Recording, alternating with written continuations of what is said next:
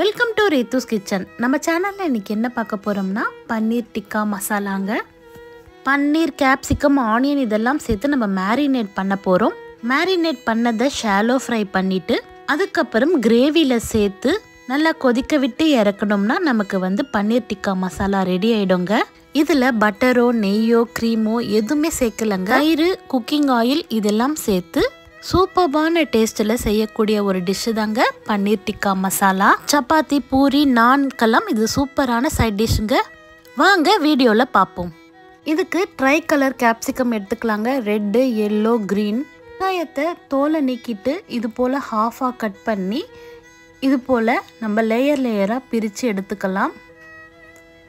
இது மாதிரி எடுத்து பிரித்தோம்னா நமக்கு பிரிக்க வரும். அது மாதிரி பிரித்து லேயராக பிரித்து அதை ஹாஃபாக கட் பண்ணி எடுத்துக்கணுங்க.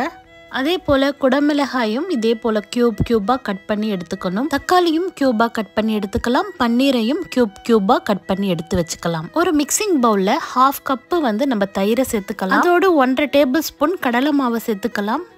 ஒரு அரை ஸ்பூன் ஓமத்தை நல்லா கசக்கி சேர்த்துக்கலாம். இஞ்சி பூண்டு விழுது 2 டீஸ்பூன் அளவு சேர்த்துக்கலாம். மிளகாய்த்தூள் 1 டீஸ்பூன், ஜீரகத்தூள் அரை டீஸ்பூன், மிளகுத்தூள் ஒரு அரை டீஸ்பூன், மஞ்சத்தூள் ஒரு அரை டீஸ்பூன் சேர்த்துக்கலாம். சால்ட்டு 1 டீஸ்பூன், கரம் மசாலா ஒரு அரை டீஸ்பூன், சாட் மசாலாவும் ஒரு அரை டீஸ்பூன், கசூரி மேத்தி 1 ஸ்பூன் சேர்த்துக்கலாம் டீஸ்பூனில். எலுமிச்சம்பழம் ஒரு அரை பழம் நம்ம பிழிஞ்சு எடுத்துக்கலாம். சமையல் எண்ணெய் 1.5 டேபிள் ஸ்பூன் நல்லா காய்ச்சி அதையும் இதோடு சேர்த்துக்கலாம். இப்போ இதையெல்லாம் ஒன்று சேர நல்லா கலந்து விட்டுக்கலாம். நல்லா ஒன்று சேர கலந்து விட்டதுக்கு பிறகு நம்ம க்யூபாக கட் பண்ணதெல்லாம் சேர்த்துக்கலாம். இப்போ முதல்ல பன்னீர் க்யூபை சேர்த்துக்கலாம். க்யூபாக கட் பண்ணி வச்சுருக்கக்கூடிய தக்காளியை சேர்த்துக்கலாம். அதே போல் வெங்காயம் க்யூபாக கட் பண்ணி வச்சுருக்கிற வெங்காயம், குடமிளகாய் 3 கலரில் கட் பண்ணி வச்சுருக்கிறோம். பச்சை, ரெட்டு, எல்லோ இதை எல்லாத்தையும் சேர்த்து ஒன்று சேர கலந்து விட்டுக்கலாம். பன்னீர்லேயும் கேப்சிகம், ஆனியன் இதில் எல்லாத்துலேயுமே இந்த மிக்ஸ்சர் படுற மாதிரி நல்லா கலந்து விடலாம். மசாலாக்களையும் பன்னீர், வெங்காயம், கேப்சிகத்தையும் கலந்து விட்ட பிறகு அப்படியே தட்டு போட்டு ஒரு 20 நிமிஷம் அப்படியே மேரினேட் செஞ்சிடலாம். 20 நிமிஷம் கழித்து ஒரு பேனில் 2 டேபிள் ஸ்பூன் எண்ணெயை விட்டுட்டு இந்த மேரினேட் பண்ணி வச்சதை ஷாலோ ஃப்ரை பண்ணிக்கலாம். ஒரு 10 நிமிஷம் நல்லா ஷாலோ ஃப்ரை பண்ணிக்கணுங்க. மீடியம் ஃப்ளேமில் இருந்து ஸ்லோ ஃப்ளேமில் வச்சு நல்ல ஷாலோ ஃப்ரை 2 பக்கம் திருப்பி போட்டு ஷாலோ ஃப்ரை பண்ணி எடுத்து வச்சுக்கணுங்க. இது சைடில் ஃப்ரை ஆகட்டும். இன்னொரு பேனில் நம்ம 2 டேபிள் ஸ்பூன் எண்ணெயை விட்டுட்டு எண்ணெய் காஞ்சதும் சீரகம் 1 ஸ்பூன், பொடிசா நறுக்கிய வெங்காயம் ஒரு 3 இதெல்லாம் சேர்த்து நல்லா வதக்கி விட்டுக்கலாம். வெங்காயம் நல்லா வதங்கட்டும். இங்கே வெங்காயம் வதங்கட்டும். அந்த பக்கம் நம்ம ஷாலோ ஃப்ரை பண்ணி வச்சுருக்கிறோம். அதை திருப்பி விடலாம். அப்பப்போ நம்ம திருப்பி விடணும். அப்போ தான் நல்லா 2 பக்கமும் நல்லா ரோஸ்ட் ஆகும். கடலை மாவு சேர்த்துருக்கிறதுனால நல்ல ஒரு டீப் ரோஸ்ட் ஆகுங்க. இப்போ வெங்காயம் வதங்கிய பிறகு நம்ம இஞ்சி பூண்டு பேஸ்ட்டு 2 டீஸ்பூன் அளவுக்கு சேர்த்துக்கலாங்க. சேர்த்து நல்லா பச்சை வாசனை போகிற வரலும் நல்லா வதக்கி விடலாம். இஞ்சி பூண்டோட பச்சை வாசனை போகட்டும். இஞ்சி பூண்டு பச்சை வாசனை போனதுக்கு பிறகு நம்ம ஒரு பொருட்களாக சேர்த்துக்கலாம். முதல்ல மஞ்சத்தூள் 1/4 ஸ்பூன், மிளகாய்த்தூள் 1 ஸ்பூன், தனியாத்தூள் 1 ஸ்பூன், உப்பு 1 ஸ்பூன் இதெல்லாம் சேர்த்து நல்லா கலந்து விடலாம். நல்லா ஒரு 2 நிமிஷம் நல்லா இது போல் வாட்டி விடலாம். மிளகாய்த்தூளோட பச்சை வாசனை எல்லாம் போகட்டும். இப்போ நம்ம அரை கப்பு அளவுக்கு தக்காளி விழுதை சேர்த்துக்கலாம்.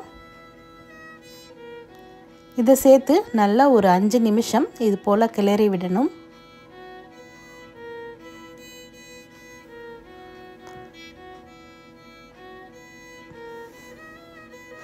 இப்போ இதிலிருந்து எண்ணெய் வந்த உடனே வெளியில் வந்த உடனே நம்ம தண்ணியை சேர்த்துக்கலாம். தண்ணி ஒரு 1.5 கப் அளவுக்கு நம்ம தண்ணியை சேர்த்துக்கலாம். இப்போ 1 கப் அளவுக்கு தண்ணியை விடுறேன். இது பத்தாது, இன்னும் கொஞ்சம் நேரம் கழித்து இன்னொரு 1/2 கப்பு தண்ணி அளவு சேர்த்துக்கலாம். இப்போ ஒரு ஸ்பூன் சர்க்கரையும் சேர்த்துக்கலாம். சர்க்கரை ஏன் சேர்க்குறோம்னா அப்போ தான் வந்து இதில் தயிர், லெமனு இதெல்லாம் சேர்த்துருக்கிறதுனால புளிப்புத்தன்மை இருக்கும். ஸோ எல்லாமே நமக்கு ஈக்குவலாக என்னென்னு சாப்பிட்றதுக்காக நம்ம சர்க்கரை சேர்க்குறோம். இப்போ ஒரு அரை கப் அளவுக்கு தண்ணியும் சேர்த்து நல்லா கொதிச்சிட்ருக்கட்டும். இங்கே சைடில் பன்னீர் வந்து பாருங்கள் நல்லா ரோஸ்ட் ஆகிட்டு இருக்குது.